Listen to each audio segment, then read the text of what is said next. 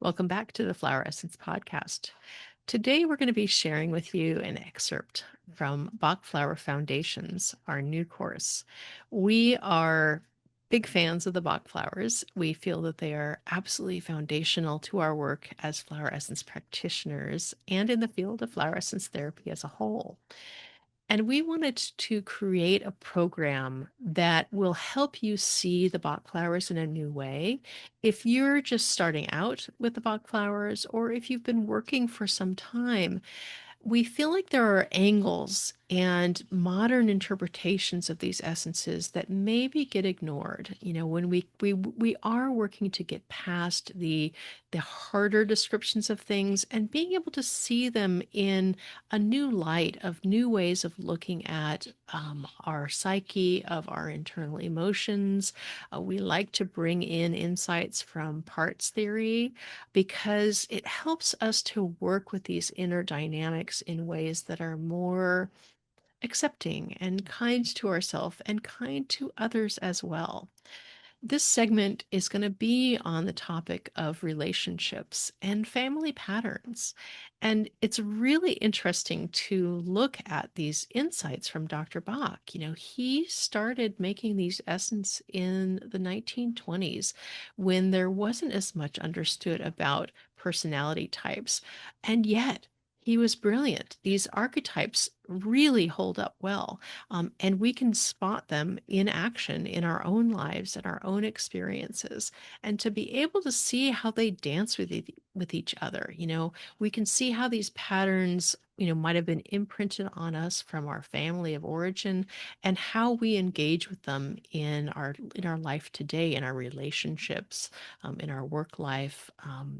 They're really relevant and they really help us to soften around these things and to find the positive sides because they're not just about the hard side. There's also a beautiful gift that comes out of these essences. These flowers are so generous in their offerings and they can help us evolve ourselves into being the people that we want to be, and our best selves can come to home, to relationships, to work. And that's what we want to share with the world about these beautiful essences because they are so important in helping us and helping our relationships become better places to live and work. And yeah, this course that Kathleen and I have been working on for a while now, and we've just put the finishing touches on, is really near to and dear to our hearts because we have been wanting to do this for so long to create a comprehensive course for those new to flower essences or not new, but haven't really delved into the Bach flowers in the foundational way that can really propel all kinds of flower essence work, whether it's just DIY for yourself, but also friends, family, the kind of the community. So this isn't a practitioner course. It's that foundational learning, that knowledge. Of course, it's going to talk about all of the basics of how to use flower essences, how to make blends, how to make your own flower essence even.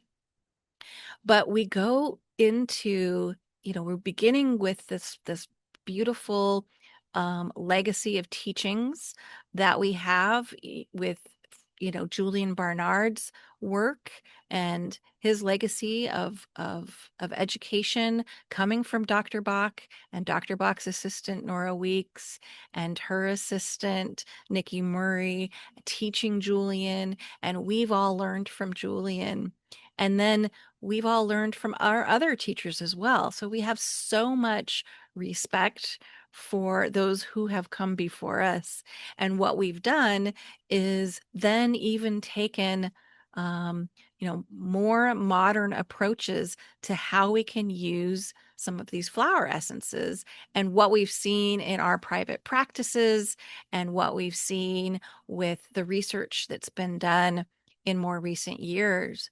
And so we've added on to that, that body of knowledge with all of these ways that we think about using the Bach flower essences in modern life scenarios.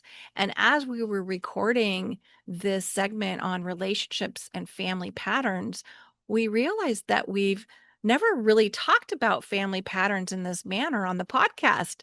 So we wanted to bring this to you and let you have a chance to listen to some of the things that we are saying in the course. So if you're interested in joining us, this is a hybrid course. It's both has pre-recorded and pre-written multimedia segments, and we have 5 live sessions that are part of supporting this information. So we are getting ready to have those sessions coming in September 12th through October 10th. So we've got 5 weekly sessions this fall in 2025 that we're recording this. So the course is open for enrollment right now, and it will be open for self-study by August 29th.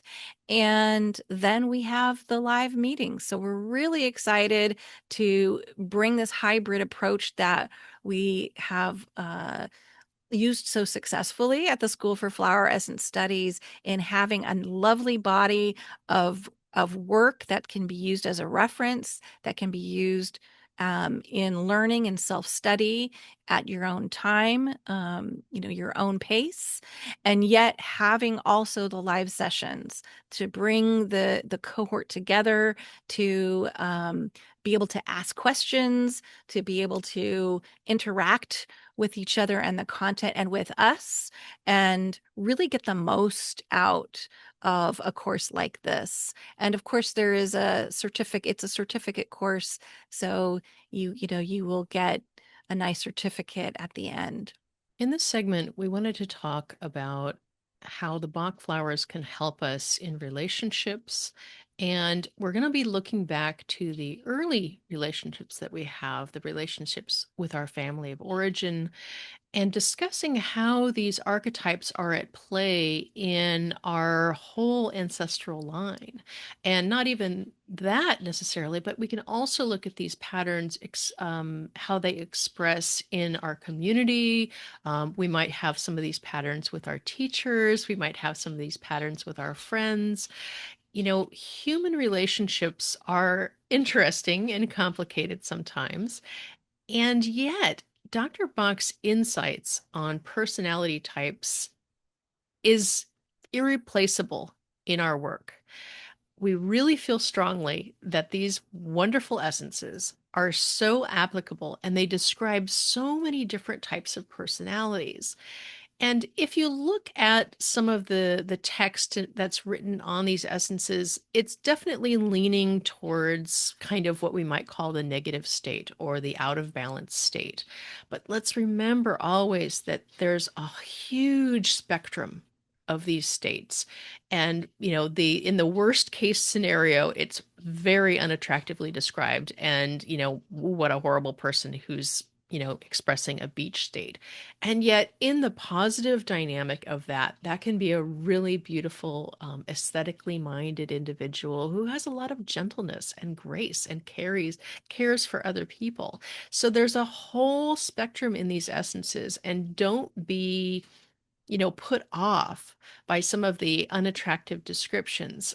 And it's also really important when you start working with others or when you want to, recommend some of these essences to friends or family members, to really, soften that description into what it can offer for them. Because, for instance, a vine state is described really unattractively as being like pushy, a bully, and yet Vine is really wonderfully community engaged and really wants to help the group get along better. And it can turn into excessive management, but it can also, in the softened, more ease-filled state, be a beautiful organizer. I mean, going to a party or to a weekend gathering with a Vine person, they're on top of things. They're taking care of everybody. They're making sure there's harmony with everybody. Here, have a glass of wine. Thank you. It's really just it's a beautiful state. So I just wanted to start by saying that some of these patterns can be really harshly described,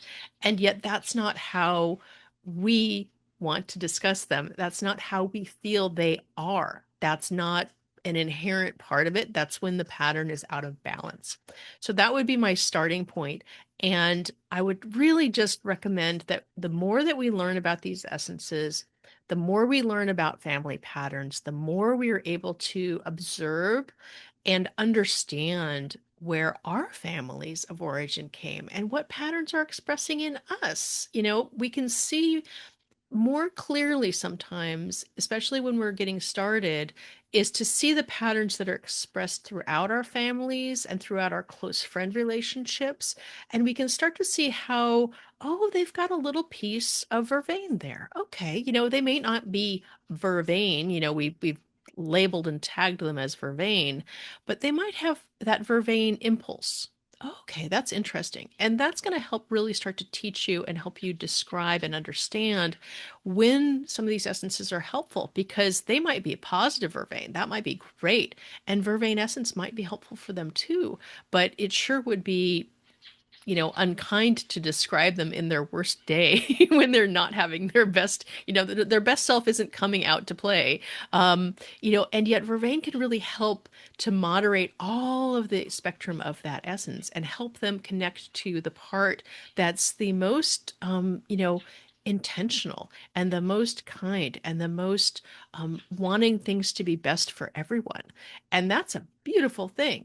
So all of these descriptions, all of these archetypal personalities can be applied gently, kindly, and with respect. And that's our baseline. How we like to do it at Flower Essence Studies is to bring the plants in, to bring these positive archetypes in, but also to understand, okay, this is what happens when it goes out of balance. So that's how we wanted to start talking about the flower essence for relationships and family patterns. So, yeah, you brought in so many good points. I really love everything that you said there. And I love the idea of the looking at these archetypal patterns, looking at these personalities of the plants, of the flower essences, and using that as a way to help, help us understand people better. So even if we're not trying to select an essence at the moment, I feel like it helps with this understanding that somebody on their worst day who might be expressing this negative state, as we call it, and understanding that, there's a flip side to that. There's a potential to that, that um that exists within them. And it makes so much more sense in learning about the flower essences when you can kind of like look around at people, look around at your family, and see and think about, well, what is that personality that they're expressing? What is that state that they're expressing, or that they expressed while I was growing up? And what about the other people in the family? And so we kind of look at, well, what are these patterns? How are they relating with each other? And it's a really, it's a fun exercise. Dr. Bach also, when he was coming up with his 12, his initial 12 essences, his 12 healers, the whole way that he figured that out was by sitting at a dinner party around a table with 12 people and observing each of their personalities and kind of noting, wow, this is this kind of person, this is that kind of person. And that was at the beginning. Like that was the initial spark that had him correlate these plants with these personalities with these plants. It's really a fun game, like you said. And it helps to train your eye. It helps to train your ear. It helps to train your perceptive heart to be able to figure out what essence might be a good one. And it's certainly something that when I was first starting to work with flower essences, I spent a lot of time doing. And it's really fun, even if you don't have a big family or you don't have a regular opportunity to go hang out in groups of people. You can do it by watching TV. If you watch any drama or any sitcom, you're going to find some of these characters. And of course, they're, turned up more than an average person would be. But it can be fun to sit and identify and go, okay, what would I offer that person? What would I choose for that individual character in this drama or sitcom? So we can start by talking about some of the family patterns and recognizing that patterns of individuals will often match up in polarities. We will often have, especially if you're thinking of your mother and father, for example, we'll often have two different clear, distinct types, and they will quite regularly draw each other and they'll interact in that way. And it could be in a slightly more positive way or the other option. And a lot of times they're reenacting relationships that they learned and grew up with. And so these patterns perpetuate.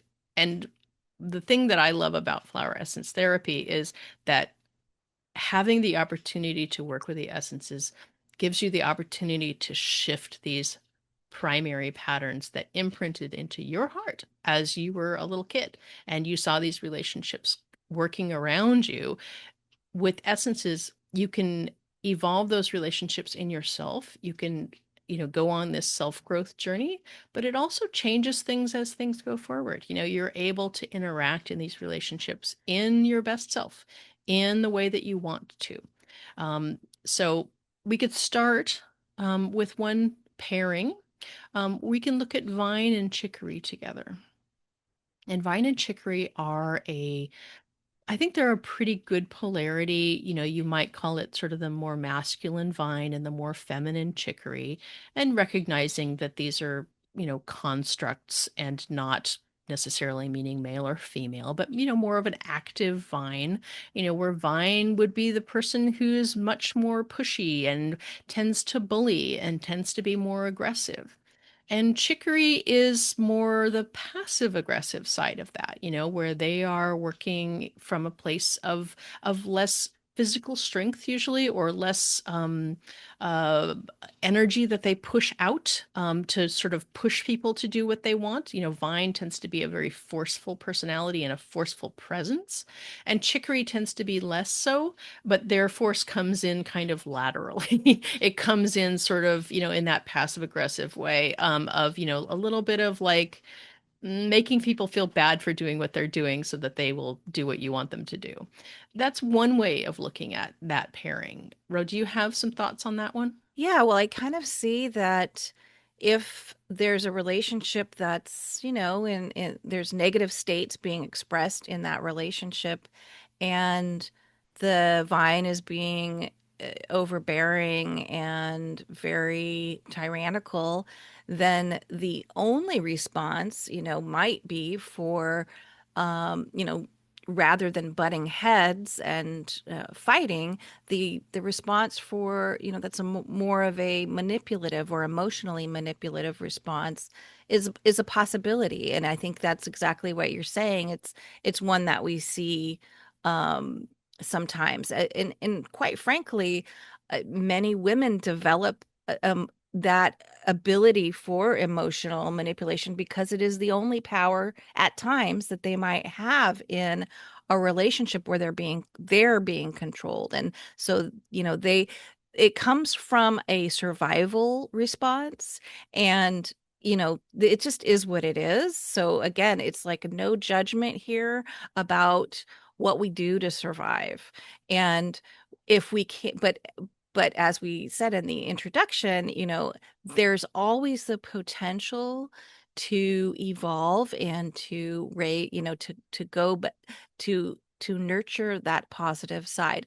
Whether or not the relationship is salvageable, that's not what we're talking about here. And it's outside of the scope of, obviously, we're talking about these archetypal patterns and these energies, and how sometimes this strong active energy can evoke a more reactive energy from the other party. And it's not to say that these things can't switch. So even though it might be more common for the masculine partner to be a vine and the feminine partner to be a chicory, I mean, these that it's not set. It can be opposite of that. And even within the same partnership, things can sometimes switch back and forth, which is a really interesting and common dynamic in marriages, I think. Partnerships of all kinds evolve over time and shift over time, and like you said, contextually can be different. At this in this circumstance they might behave in this way, and then in another one they would behave in a different way. And so it really doesn't matter what sort of a relationship it is, what genders the individuals are. It's pretty irrelevant, because what these are archetypal ways of relating. This is just how humans know how to relate with other humans, and we've learned it, from our families of origin, or we've learned it from our cultures of origin. There's a lot of there's a lot of people behind us who've taught us these patterns, and it's our internal work is to learn how to help make our lives better by evolving some of these patterns, by learning to manage them in conscious ways. And this is where the essences really come in, is they help us to engage with the patterns and to give us choice. When you are locked in a relationship pattern, when you are, triggered, and you lash out or you react in your typical way, you don't have options. You don't have a freedom to choose. The coolest thing about essences is they help you sort of step back from that, and the trigger space gets a little bit longer. And then you go, oh, I'm starting to feel a little triggered here. Oh, I want to do this thing that I always do. Oh, I have another option. Okay, now I can engage with it in a way maybe I've practiced or planned, and now I can actually use it in real life, in real time, to be able to, engage in the relationship in the way that I want to, and not in the way that is sort of habitual or reactive. We can look at another pairing here, of beech and willow. And, these pairings are some pairing options. I think you could go through all of the 12 healers for sure, and, match them and pair them with each other. And, as you learn more about this, you'll learn, okay, yeah, this one, I've sometimes seen this one in pairing with this. So don't take these pairings as, locked in stone. These are discussion leaping off points. So beech and willow, what you can see sometimes with beech is somebody who is a little bit more in the judgmental realm. And in the willow, it's the person who's more in the victim mode, where it's like that aggressive energetic and then the receptive energetic, but they're receptive and not happy about it. Is that where you're coming from, Ro? Yeah, this is one I've seen quite a bit. The judgmental or just being overly critical energy that can so commonly happen in relationships and families, and the reaction can be resentment. This, or also a feeling of, gosh, I can't do anything right, and really kind of um, internalizing that criticism. And so that's in a way that can also be reflected in a pine state, really when it's really internalized, and the person is overly apologetic and just doesn't feel like they can do anything right. But then with this willow state, that just that real resentment coming back, because there's um limited ways to respond to that kind of state when you live with it every day. And so, it's definitely a relationship challenge and a family challenge. And I almost see that, we can categorize some of these states um, as more active, like we were talking about with vine and beech. And then we could even add vervain as one that's just got this sort of activeness that people are kind of forced to respond to in when their negative state is flaring, right? And then we have some states that are more reactive, that response to what's coming at them. And we talked about chicory and pine and willow, but also century is one that is pretty common when there's an overbearing partner. The typical definition with Century is like being a pushover or a doormat, right? So they might not be standing up for themselves in these scenarios, and I've seen that a lot in my own family as well. Our own families are such incredible teachers in all sorts of ways. God bless them. So they do help us to see these patterns, and you can see these patterns engaging in your relationship with your parent. I'm just kind of imagining this beach willow thing right now, like the parent looking at the kid going, is that what you're wearing? And the kid going, not not being able to talk back, but being able to, feeling a little snotty about it, and feeling like, how dare they do this to me? And they're trying to control my life, and all this. I mean, these dynamics are at play all the time. So yeah, the Vervain and Century, it's not about like turning you into the other, but it is about helping you to dance with these dynamics differently. And the truism about how you can't change another person, you can only change yourself, really comes into play here, because you can change the way you respond to a vervain. Maybe you have century tendencies, and I would like to use those terms rather than you're a century, because it locks you in, and that's really not how it is. Maybe you have century tendencies, where you tend to sort of make peace, and not make any waves, and somebody comes and bullies you and pushes over you, or tells you how to do things in the vervain type state. But Century might help you to stand up a little for yourself and set a boundary and say, that's not what I'm going to be doing. And it's not about creating conflict. It's not about that at all. But it is about giving you options of new ways of interacting with the people that are in your life that you have to interact with, but coming from a greater place of strength and integrity. Because if you were in that century state, if you were in that, pushover state, you're not happy inside. That's not satisfying. You're not expressing your true self. That's an imprint almost that was put on you, that like, that's the only option that you have. It's that sort of, and this comes into other types of patterns like learned helplessness with wild rose. It's like you don't know that there's another option, and you don't want to be that vervain option, which tells everybody what to do and is trying to be bossy. So you're like, well, the only other option is this, to be completely passive. And yet there are other ways. There's a third way. So it is about, when we get locked into those dynamics of it's either A or B. No, no, no. There's so much freedom when we start to learn to play and dance with these relationships. Exactly. And that's one of the reasons I don't really like the personality type, to think of a Bach flower as a one-on-one with a personality type. It's more like a personality part or a component, and there might be one that's bigger than another. Um, in my own looking at my own father, I think he was maybe mostly a water violet type that was also very vine, which is a really interesting combination. And he could be overbearing, but he could also just have such great natural leadership that was really there were some very helpful aspects of that as I was growing up. So there was some very difficult aspects, but there was also some very helpful aspects.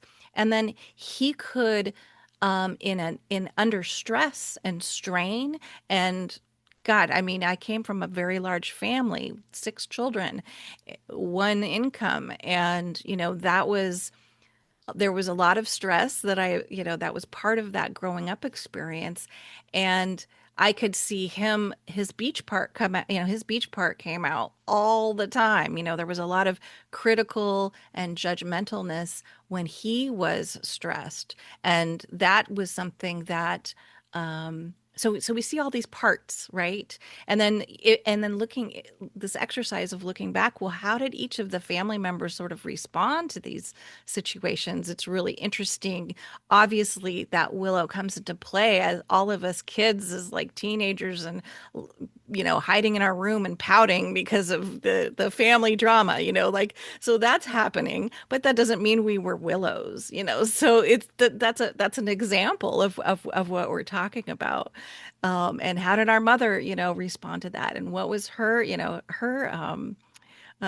parts that were coming out. So I love the more modern thinking about parts work and how that just so beautifully like plays into this concept. There's so many new ways of looking at things, and there's so many more, kind and accepting ways of looking at things, which I think we're both completely in alignment that it's the beautiful thing about the parts work, is that it allows you to treat yourself more gently. It allows you to treat others more gently.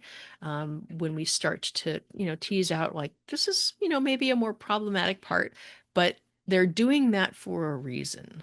That part is trying to protect, that part is trying to, get what they need. And I've, when I first started working with essences and studying flower essences, it just gave me so much more freedom to interact with other people, because instead of feeling like the victim of the world, and everybody, this person is a this and this person is a that, and I'm not putting I'm not in my mind, I'm not using vervain and willow. I'm using other words, other very unflattering words that we might use to describe people. Jerk is maybe the mildest version. So instead of looking at people in that way, which is kind of culturally, at least that's how I always thought about people. Oh, that guy, he's just this. It's like, oh, now I have another way to think about it, and I have another way of framing that interaction of, oh, this person acts like this, which kind of fits into this pattern. And why are they doing that? Are they maybe being that person because they're trying to, in the case of vervain, for instance, they're being overbearing and bossy, and, trying to get you to do things. Maybe they just feel really fervently about it, and they're just so worried that things aren't going the way that they want. Okay, well, that gives me a little more compassion in the relationship. That gives me a little bit of more ability to not feel like the victim of it, and to be able to engage and to sort of hear what they're saying underneath the off-putting behavior. And that's really, for me, that's the core of what flower essences, learning flower essences and learning flower essence therapy gave to me, is the ability to be more compassionate to other people and to myself, for realizing that, these are stress states. These are out of balance states. They just don't know better. They're just trying and doing the best they can. And sometimes I do have to set a boundary, like, okay, you don't get to do that right on me, but it helps me be less reactive to the interactions with others. With the discussion of different types and patterns, as we might look at them from the 12 healers perspective of these polarities of patterns that of how people interact, we can also look at some other essences that will help us in relationships as we untangle things. Holly is the first one that comes to mind for being a helper, for kind of clearing the noise. So we really hope that you choose to join us. Go to floweressencestudies.com and check out the Bach Flower Foundations course. This course will prepare you so beautifully to work with flower essences for yourself, for your family, for your friends. We really feel compelled to bring this to you, and we're so excited to meet you. We are really excited about the live sessions. We felt like it was really important to get the core content available to you to study on your own. And then when we come together, we can answer your questions. We can give you that one-to-one support in this group context. So we think that that's a really important piece, that we have a group come together. And even though it's not a practitioner course per se, it is actually a beautiful foundation for practitioner training. And we are actually going to be working on a Bach flower practitioner training program to be released next year. So this would be the prerequisite, the first half of that.